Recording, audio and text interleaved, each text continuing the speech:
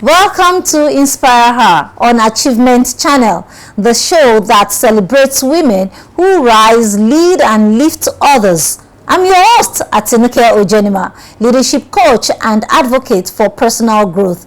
Joining me as co-hosts are Esther Evbodaghe, seasoned finance professional, faith leader, and mentor, empowering women and youth, and engineer Chichi Emenike, a powerhouse in Nigeria's oil and gas industry, executive leader and champion for women in energy. We are broadcasting today from the beautiful School of Eloquence studio in Ikoyi, Lagos.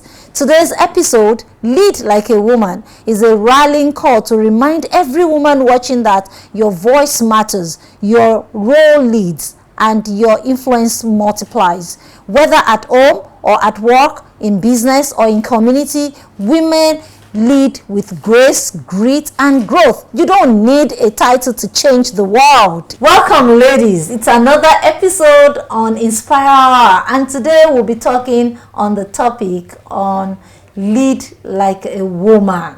All right, and of course, this topic it's a rallying call to women, you know, to let their voice be heard, right, and let their roles lead as women and their influence to multiply. I mean, you are leaders, women leaders in your various industries and career.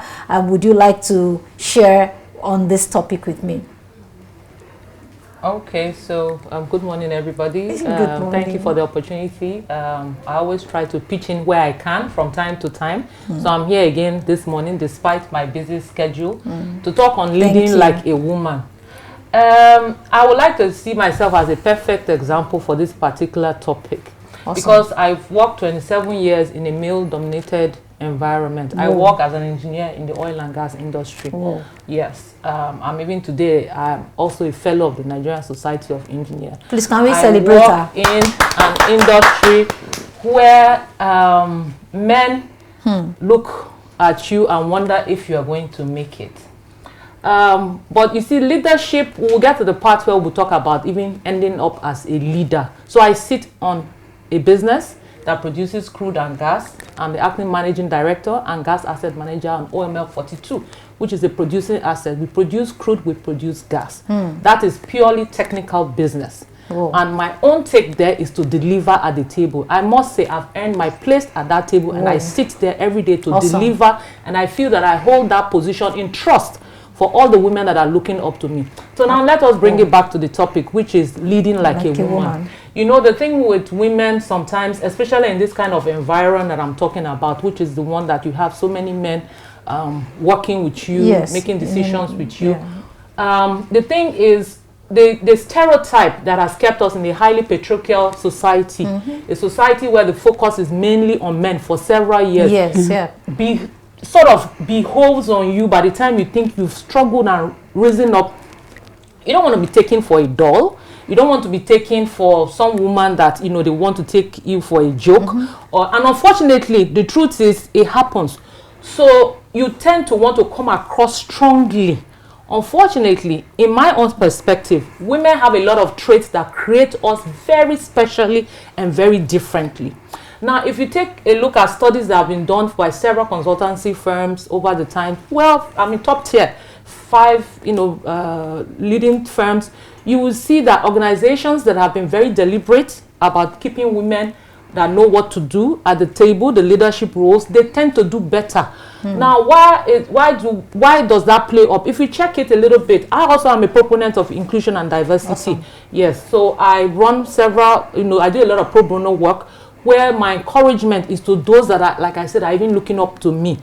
You don't need to lose your feminine traits when you are a leader.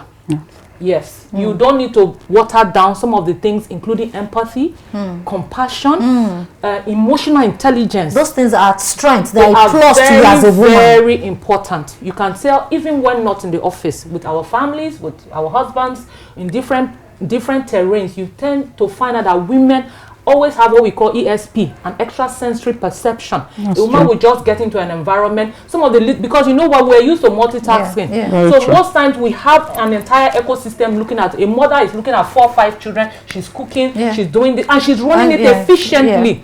That helps you when you have a job. You don't water down. It's not only you're being strong at the job. Yes, when and look, I beg to differ too. We are not trying to say give us positions in a, in a technical environment. It's all about strength. Truly, a woman cannot match up to a man's strength. However, there are other things. Yes, there are some that will require us going to field, doing other stuff, but there are some other things that are your strengths that you need to draw down on, and then make yourself the perfect lead when it comes to you know, to being a team leader. Just a little bit. One of those things I've noticed, and you need to know where to draw that balance, especially when you're a woman. People sometimes notice that window.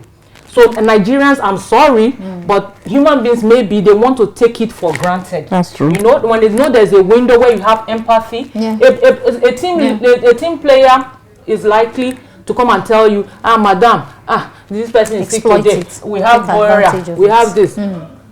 Not likely going to meet a male boss that easily. So you need to know where to create a balance, which is what I do with my team. I don't want to talk too much this morning. But what I do with my team, I let them know I succeed because you are pulling your weight. So you don't help me, you give me excuses all the time, it's not going to work. And you're not going to be my weakest link on the team, because my entire team looks to me like a football team. I know who are going to score, who will be on the back bench, who is going to be defender. That is the way I deliver. Because you know what, the kind of businesses we run today, it's not a gender conversation. It is high-powered, dollar-denominated industries that require performances. Either you're doing it or you're not doing it, and it's not whether you're a male or a female discussion. That would just be my take on it for now. Fantastic, awesome. Thank you. You know, I respect all that you have said. You know particularly why? Because you are in a male-dominated industry, right? And so, and I like what you said, that it's not about gender. It's about performance. And so when performance comes in, it's not because you are this or you're a male or you're a female. It's about what you are able to deliver. Another thing that you said that struck me again is when you mentioned I wanted to say something in that, but I think it skipped my mind. So maybe along the line I could come back to it. So Madam Esther. Yeah, leading like a woman, for me, I worked in the banking industry, and you know, banking is dominated by men. That's the space that I found myself at that time. And you know, you are expected to act like a man, otherwise you will not be taken seriously. You know, and sometimes, you know, as women, we have this soft approach to things, and at the same time it gives results. You know, so if you are too soft, you are taken to be maybe not serious, and if you are too assertive, you are labeled as difficult or aggressive. You know, but as a woman, I had to learn to balance it. I had to lead with grace, empathy, compassion, collaboration. And you know, that now is being seen as strength and not weakness, and the people are beginning to recognize that now as a way of effective leadership. Yes, absolutely. And it really worked for me, because my team felt very relaxed, and they worked well, and it showed in their performance. And together we were able to grow our balance sheet significantly.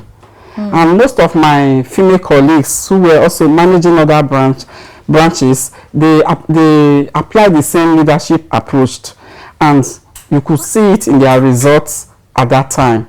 So it shows that, you know, we are beginning to change the narrative, you know, in surely but slowly.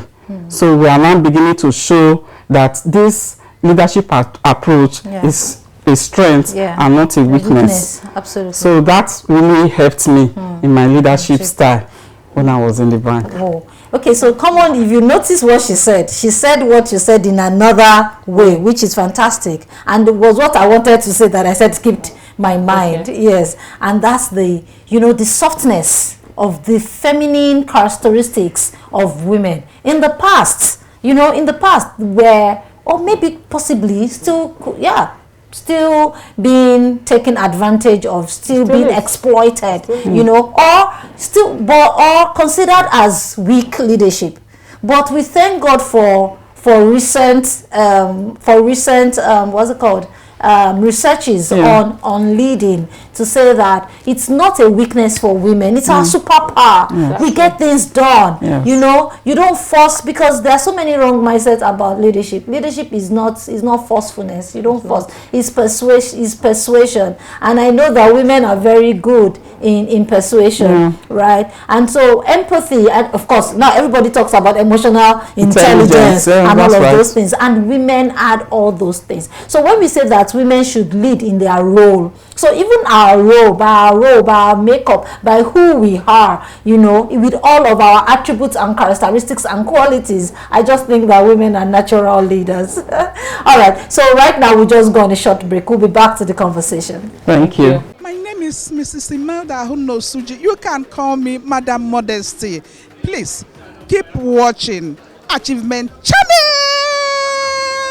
So please keep watching Achievement Channel to keep learning. Thank you. Are you in governance? You need public speaking. Are you in business? You need public speaking. Are you a professional? You need public speaking. Now you too can learn how to overcome nervousness and speak with confidence before any audience at the School of Eloquence, the home of public speaking. Attend our practical and training one-on-one coaching with West Africa's only certified speaking professional at any of our centers in Lagos and Abuja. To register, call 0802 3032 066 or 0706 1606 078, or log on to our website schoolofeloquence.org. School of Eloquence, teaching the world to speak. Women are leaders. Oh, wow. So first, welcome back again to the show. Thank you.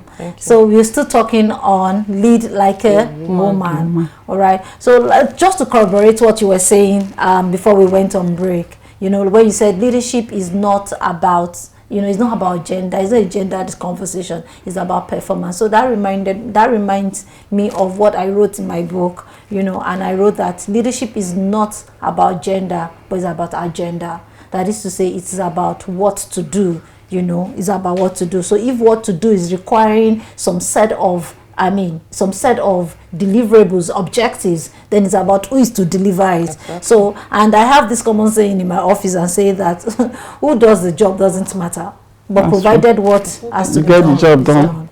So, I mean, that's just to corroborate. So now my question will be again that at what point did you realize that leadership was a calling and not just a role? Okay, so I'll take it again. Leadership is, so there are two kinds of leaders, okay? So there are people who are natural born leaders. In fact, if you have a set of children, you will know the ones that natural born. Take them to a children's party, you will know who will lead based them. on their qualities, the qualities they exhibit. Then there are people who, as you progress in life, you find out that you want to take charge of things. So you need to work towards now being a leader. Now leadership, in my opinion, is about vision. It's about going somewhere, and it's about who's going to lead the pack. There's someone who first of all needs to connect to that vision. That vision could be anywhere. It could be in a home, it could be in a church, it could be in the office, it could be anywhere in a group of people just trying to get an assignment done. But it's who is going to lead this pack and deliver, like you said. Yeah. So, and it's not a job title. Unfortunately, that is what we see that pans out in our society.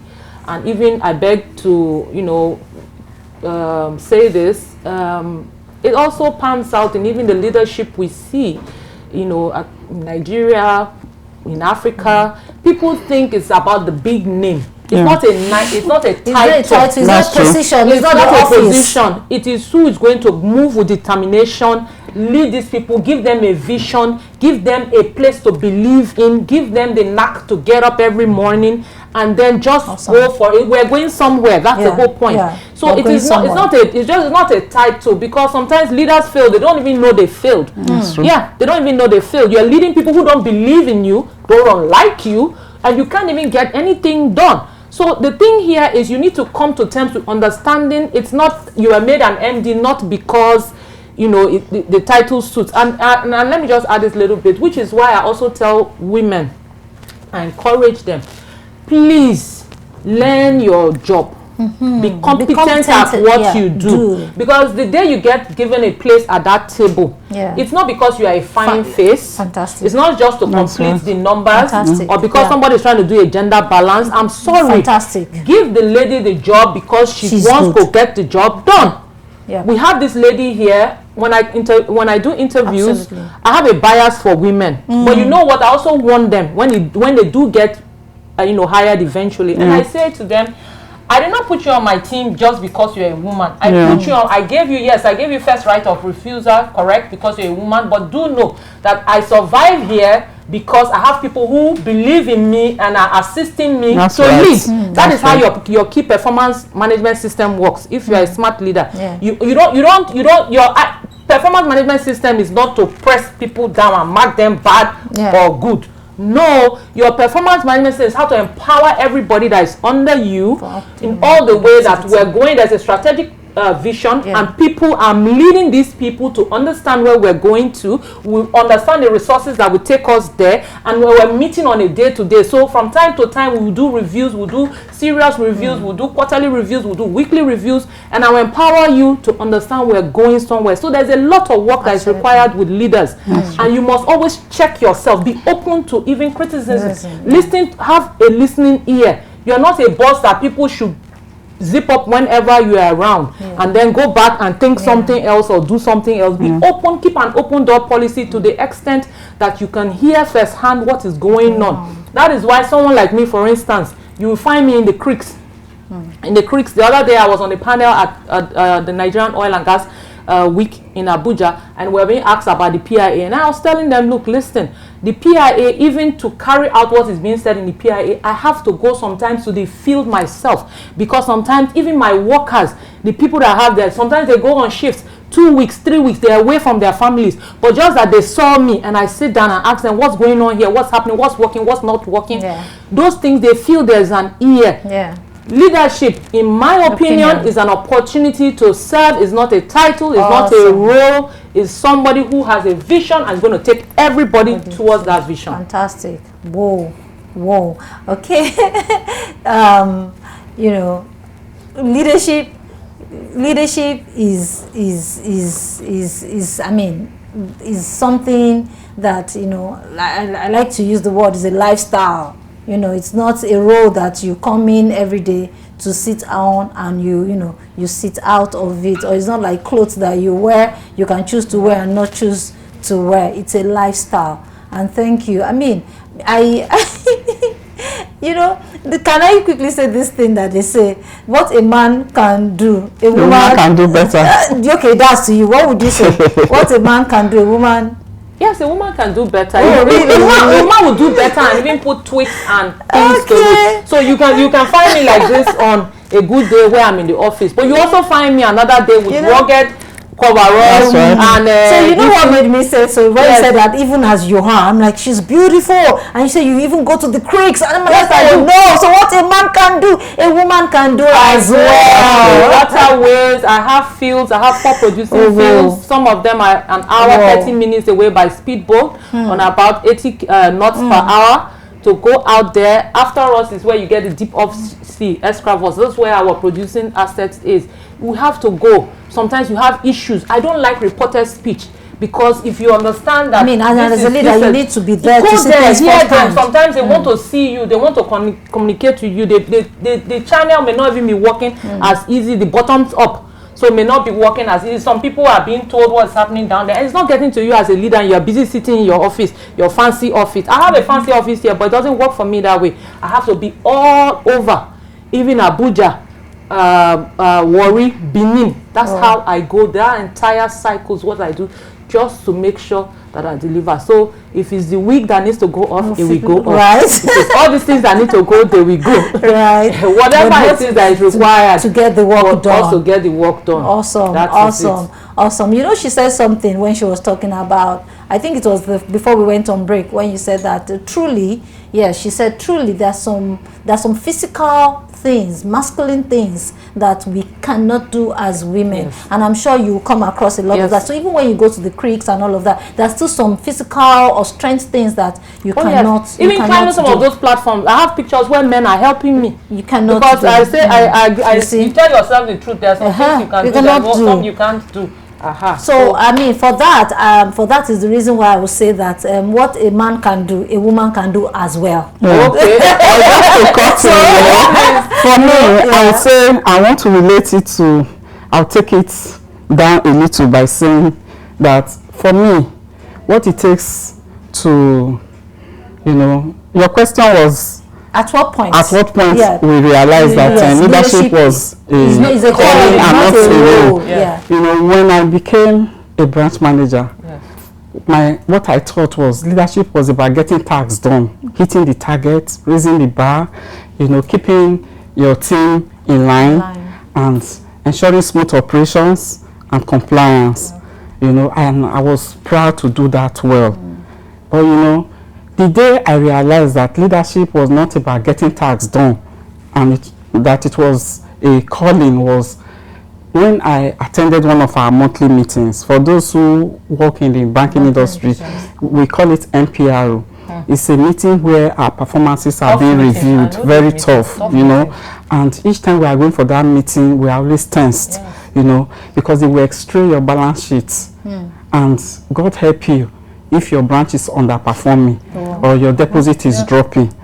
So I went for such a meeting and came back and we were giving fresh targets. Meanwhile, my team have not met their initial target. So I came back from that meeting stressed up, but I had to do a briefing.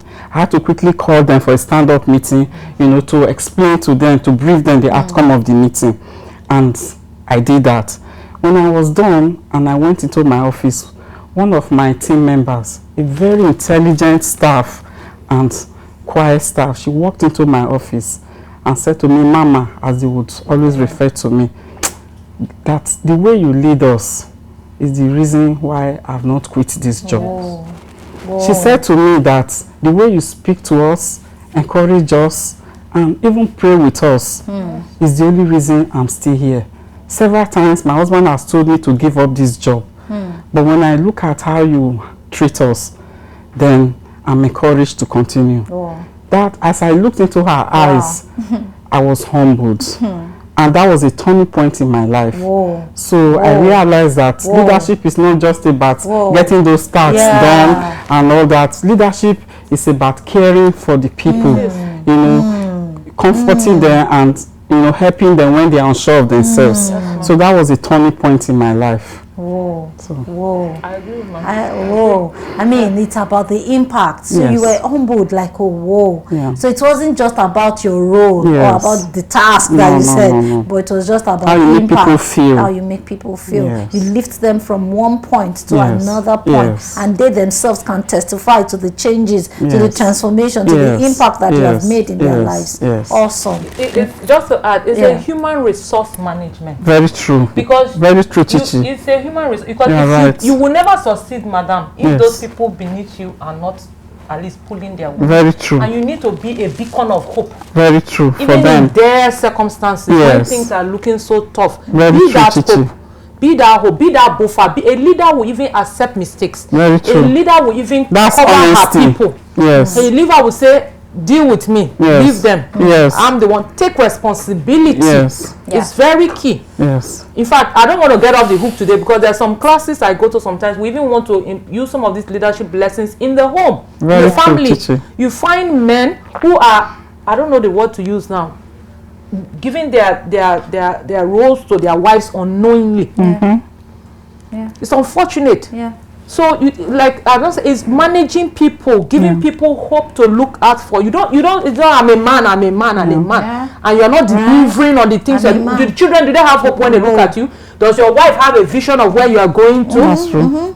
Yeah. Do you have family plans, short to medium Loud term, it, medium to long term goals? Say it. Do you do check and balances where you are? What's your spiritual position in your home? Do you remember you are the priest of the home, or is it the praying and the this thing just for the women? Like I said, let's leave that topic for another day. We'll come back to it. I wanted to say it. That's what I'm saying. I know, but let's not delve into it. Madam Astola, I just wanted to address what she was saying. It's very important. Awesome. So you know, people. Your company is your people. It's not the building. That's it's not the name. That's it. It's not the company name. It's not the brand name. It's the people. Yeah. What you're saying reminds me of this quote that, you know, people will not remember you for the office or the title you earned, but they will remember you for the impact that you made in their lives. Yes. You know, so for me, at one point, it happened to me at one point is I mean, leadership, did I realize that leadership is a calling and not a role? Yes. There are different points in my own life. Yes. So as a young girl, you know, at the point where I realized that I'm actually the architect of my life, you know, so who I'm going to become in future was totally dependent on me. So I knew that at that point, it wasn't about my role as a child, as a daughter to my parents anymore. It's now about me taking my own life, taking charge, being responsible for my life. Do you get it? At that point as a young girl, okay? And so that sustained me, you know, in making the kind of decisions, envisioning the kind of future that I want for myself as a girl, you know, and determining the choices that I make in terms of friends and, you know, my aspirations about schooling and things like that. I mean, that sustained me for a while. Another point for me of realization was when I became a mother, you know? So the honest, you know, of having another life, I'm looking at this life, you will have to nurture this life, and especially when they're now becoming 2, 3, right? Like you have to nurture them at that point. And I knew that children don't hear what you say, right? They do what they do. They do what they see you do. So the idea of leading by example, so it also dawned on me as a parent. Okay, you know what? My words and my actions, they need to strike. I mean, they need to align. They must align. You know, they need to. Then I must also lead these children in such a way that, you know, show to them that this is our goal. These are the things we want to achieve. This is what we want. This is the kind of children we want you to, you know, to be. These are family values and things like. At that point, I knew that well, and because I still have parents, so I know that the work of parenting does not stop. So it's not about role. It's not about a role that you sit in or you sit out or you choose to wear, you know, but it's completely a lifestyle for a lifetime. It's a calling. Yes, please. Thank you, wonderful women. Thank you. Honestly, I mean, because you were trying to touch a topic about some men, because because leadership at home is actually leadership. Because for a family is like an organization, you know, that has daddy, mommy, children. The children are we're running with so their family values, their organizational values, their national values, you know, and all of this thing. So it cuts across, and there's no small leader, no big leader. That's true. You know, and leadership principles and practices cut across all levels. Yes, please. So now we're just going to look into what it means to lead as a woman and not a man. What does that mean, to lead as a woman, not a man? Maybe you want to go first this time around. Okay. When you say lead like a woman and not a man, it means lead with grace, lead with empathy, lead with emotional intelligence. You know, women have this quiet strength that is soft, not loud, but powerful and result-oriented. And these values they are very well recognized now as strengths and not weakness. So as a woman, for instance, if you are leading a team and you find out that one of your team members who used to perform very well is suddenly performing poorly, rather than scold and issue query, what you should do is to call that team member apart and ask, hey, I noticed that you are not yourself recently. What's going on? Are you okay? And you find out that that staff would share with you. So that was one of the ways that I built a formidable team, because that way you find out that they feel loved, cared for, and supported. Then another way to lead like a woman is to work with people and not walk above them. Don't think you know everything. Nobody has a monopoly of knowledge. So you should involve your team in decision making. Allow them to share ideas. That way they feel it builds trust, you know, and at the same time they feel that they belong, you know. So it's always good to allow them to speak up at meetings and let them share their ideas. It helps. Then if you are leading like a woman, you have to be strong but human. You don't say as a woman, when you are weak, you are unsure, or you are worried, you should let your team know. Don't pretend to them. Yes, it shows that you are being honest. It doesn't mean that being human. Yes, you are human. It doesn't mean that you are weak, because you may be sharing an idea to your team, and maybe you are not very sure of that idea. So you don't need to pretend. What you need to do, you can call them and say to them that I'm thinking of this, but I need your input to make this stronger or better. And they will feel happy to contribute and share their idea. At that point, you are being vulnerable, quite all right, but at the same time, you are still in control. You are still in charge. So as a leader, you must value rest, and you know, let your team member, sometimes you call them and say, we are pushing really hard, but we need to rest. Rest matters. So let us take tomorrow off to recharge. So these are part of the ways you can lead like a woman. And one of the things I did when I was working is just sometimes you share little joy. It can just be a packet of cabin biscuits, a crate of mineral. So you buy and everybody eats and everybody is happy. So because we care for people. Yes, we care for people. Yes, naturally. So these are some of the ways that you can lead like a woman. So I'll just let Chichi take it off from there. Madam, you finished everything. No, Chichi. You've made the exam hard for me. No, not at all. Well, thank you, ma'am. And I think I agree totally with everything she said. I will to go back to that. I will just buttress something that needs to be, you know, women need to be aware of. You see, our society is highly patriarchal in nature. Absolutely. You know, the funny thing is the biases, the nuances, the beliefs. It's all focused on the men. Even from the home, you have parents unknowingly channeling the boys in a particular way and the girls in a particular way. Yes. Some of the parents don't want the boys anywhere near the kitchen. So you now raise boys who think it's the duty of the woman to go in the kitchen. To do this, That's right. to do that. That's what's happening. Yes. Right. So even I have 4 children. I have a son who's 24 and I have a son who is 9 years old. Okay, I have 2 girls in between. Now, some of the mistakes I made with my first son, I'm trying to deal with it now with the last boy. Okay. Because the first one back in the day, maybe because I didn't know, so there are many tasks I wouldn't give him normally. Clean up, you know, wash up in the kitchen, come when I'm cooking, put an eye on what I am doing, things like that. My last son now is very conversant with kitchen stuff. Good. Yes. Fantastic. Because tomorrow you will not, I don't want to raise boys that will go tomorrow and be somebody's headache and they'll be looking at me like a bad mother.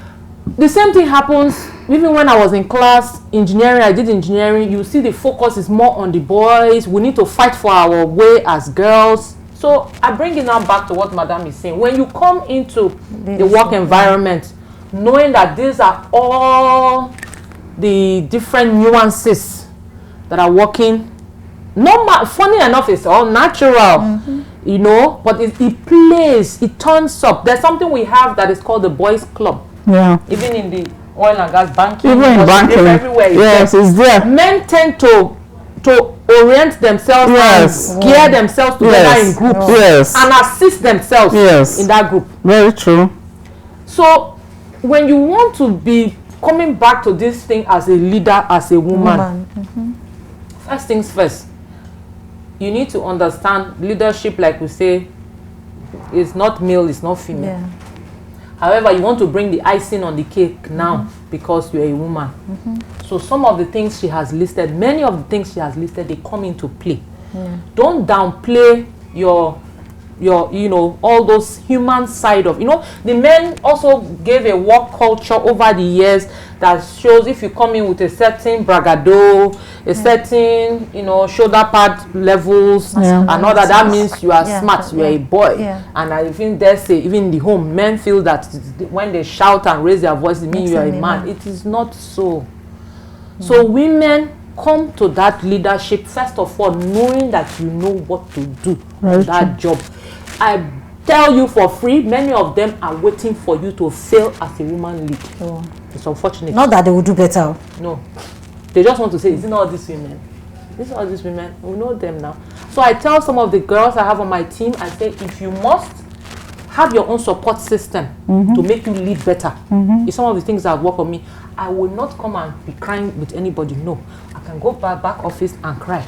I have maybe 1 or 2 friends that will cry. Or I have that friend that I can call. Just talking to the person on the phone for 2 minutes, you will recalibrate in your brain and remember what you are doing. Because you have a job to deliver. Number 2, she's spoken about the other side, the soft side of things. Know how to create that balance. There must be a room for empathy. There are good men always have this thing, you know, that empathy, like she said, you know, to feel for others, to see how to get things done. She mentioned some things that work all the time, the team bonding stuff. It works. Call people from time to time, tell them to let down their hair, talk to you. We do some little games, we share notes, we check in between. We can even be doing office work. You know, the ultimate thing is that you want to deliver.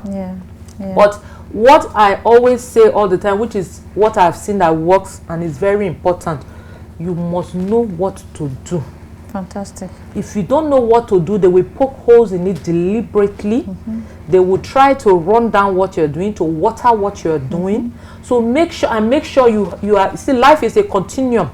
It's continuum research and development. You must develop yourself constantly, no matter how old that you are. Be deliberate. Spend less time on internet doing junk. Spend more time on the internet finding training courses that can help you to lead.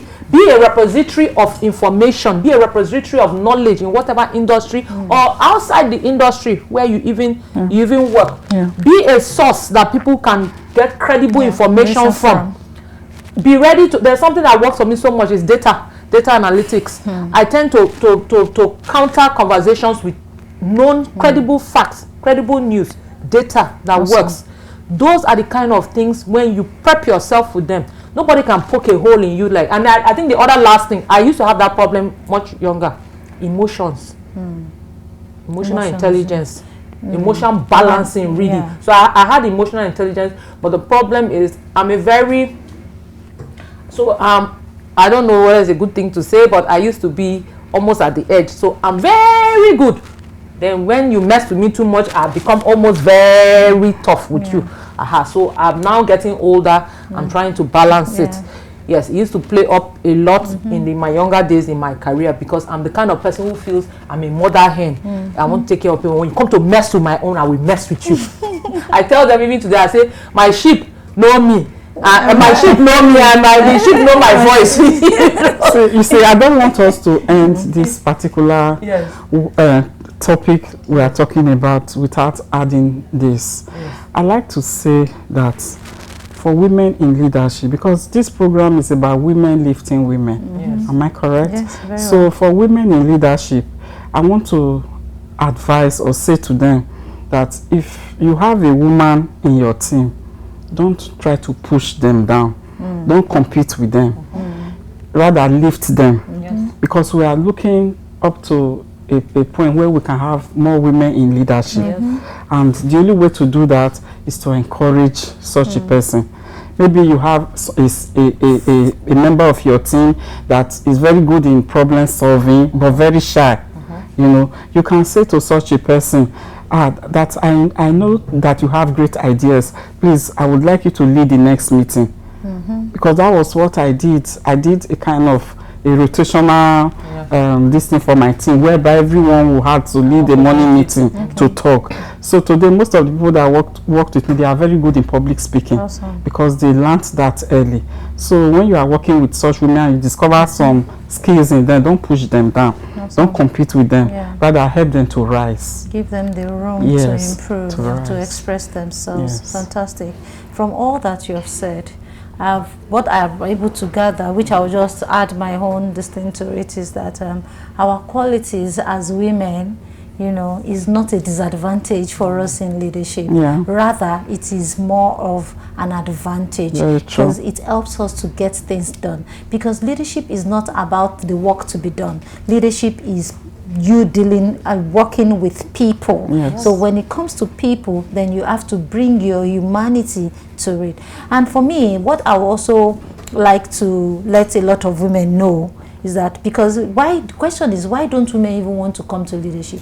Or when they get to leadership, why is their confidence low? You know, so for me is the awareness, the knowledge, the understanding that everybody has got their strengths and weaknesses, regardless of your gender, right? So whatsoever weakness that you have as a woman, know that, well, my male counterpart too has his own weakness, right? So, but our strength as female, right, has been considered in the past, you know, to be a weak leadership because of the way you said it, because of the way men had led to show that, oh, you bring in some masculinity and that is leadership. They lead with control and put away emotion. You get so I mean, I think that's what I would want a lot of people to see. That's on one part, and on that part is not competition. You know, leadership is not competition. Rather, it's collaboration. That is to say, women have things that men don't have. We have emotions, we have qualities, characteristics that men don't have, right? You said multitasking. A lot of men will say they can't multitask. So I see that the leadership thing, when it comes to gender, is really not about gender, right? But it's about you bring who you are to the table, then I bring what I have or who I am to the table. So because men have what we don't have, we have what they don't have. That's right. So when it comes to leadership, the most focus is that, you know, is that we get the work done, and we are happy, we are good, right? We are productive, right? We are progressing individuals. We are motivated, we are inspired. I mean, right? We are happy doing the things that we want to do while we're achieving the things that we want to achieve. So I think this today's episode should liberate a lot of women, you know, about who they are. Oh, I'm a woman, I can't join politics. As a woman, I can't be on the board I can't be on the management board. You know, I mean, all those things shouldn't be in place. Thank you so very much, women. Thank you so very much, ladies. But however, before we go, I would like you to just give me one leadership lesson. One leadership lesson that you wished someone told you 20 years ago. For me, okay, I don't know whether you want to go. Because for me, I would say I wish someone had told me 20 years ago that as a leader, I don't need to have answers to every question. Fantastic. Whoa. You know. Whoa, liberation. Yes. Like that, you don't have to know it all. I don't know. Because what they made us believe as leaders was that you have to be the smartest in the room. You have to be able to solve every problem. Whoa. And if most leaders learned this earlier, they will burn out less. They will build stronger teams. True. And they will make better decisions. I agree. So Thank you. Well said. And that's very true. Because a lot is expected of leaders. That, oh, because you are the leader, now you are the one leading us, you should solve all the problems and know everything. And like you said, the impact is it burns out. It burns out. Because you need to, you are left with that idea that you must deliver on every single thing. Oh no. You know, for me, it would be focus on your focus. You know, over the years, especially for us as women, we are inundated with so many things, too many things. And there's this constant, I mean, for some of us are wired the way we're wired. Yeah, absolutely. There's this constant attribute that makes you want to deliver on everything. Okay, so what I found out in recent times, there's no perfect work, for instance, no perfect work-life balance. At every point in time, there will be a focus, and a few other things will have to be stepped down slightly lower, so that you can deliver on that focus per time. Yeah. If you try to gather all of them, and it's almost relating to what she's trying to say, which is you think you have to be perfect, you're going to meet up on everything, goes back to what she said, you will get burnt out. So the thing is, focus on your focus part time. So let me add a little bit to it. Part time. There's no perfect work-life balance. You juggle it, and don't burn yourself out. You need to understand your attributes. You need to understand your weaknesses. You need to know what your support system looks like, because you are human. Absolutely. You need to know who to draw down on at every point in time. You need to know your resources at every point in time. You need to know when to restock on your resources. You need to know restocking may be, look, I'm off on a vacation. Whatever the business will pack up, whatever you people want to think it would happen, and you know they will not happen. But they will give you that impression that if you go, everything will collapse. It will never happen. So sometimes you just need that, because you know delivering means clarity of spirit, mind, soul, and body. If you can't, people keep drawing down on you, and sometimes forgetting that you can't. I multitask all the time. When they're calling me here in the office, they're calling me from the field, they're calling me, some people are calling me in my house gate. I should phone the gate. My children are doing it. So sometimes I delegate. So learn to also delegate. Very important. To very responsible people. Don't delegate to those who will mess you up. Don't delegate just because it's another girl that you like her. You said the thing about the girls. We are consciously building a funnel of girls that will come up the ladder. But I also warn them, I am not going to bring you on my team and think because there's no sentiments in it.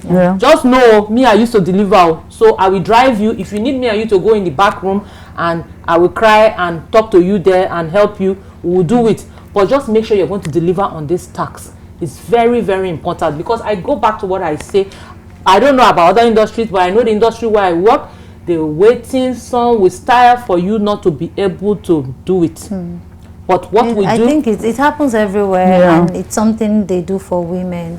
It's been done for women. So the way I see it, I'm holding this thing in trust. There's a stewardship that has been stored on me. Yes, I must say there's a part I've played. So I've done 27 years in the oil and gas industry. That's some time. But still, it's, for me, it looks like still work in progress, because every day I'm still learning and I'm still striving to be better, because I know that there are people that are behind that are watching me. Awesome. Thank you so very much. I heard you very well. You said focus on your focus part time. And one word that you used, which is, which I'm going to use to wrap up our conversation, and which will be my own contribution, is to bring it to practical reality. Our responsibilities, because leadership is about responsibility to serve, right? So our responsibility across business, across life and family is like juggling the balls. Do you know that when you are juggling ball, you focus on one part time so that none of the balls fall, right? And that's what I would like to say. Thank you so very much, ladies. Thank you for having us. Thank you for having us. Thank you, Esther and Chichi, and all of you watching, for joining us today on InspireHer. Leadership isn't reserved for those at the top. It is for every woman who chooses to show up, speak up, and step forward. You are more powerful than you know. Let's continue the conversation. Follow at Achievement Channel on Instagram, Facebook, Twitter, X, and YouTube for more InspireHer content and updates. Use the hashtag #WeSeePossibilities and share your thoughts with us. And until then, lead with grace, lead with grit, and lead like a woman.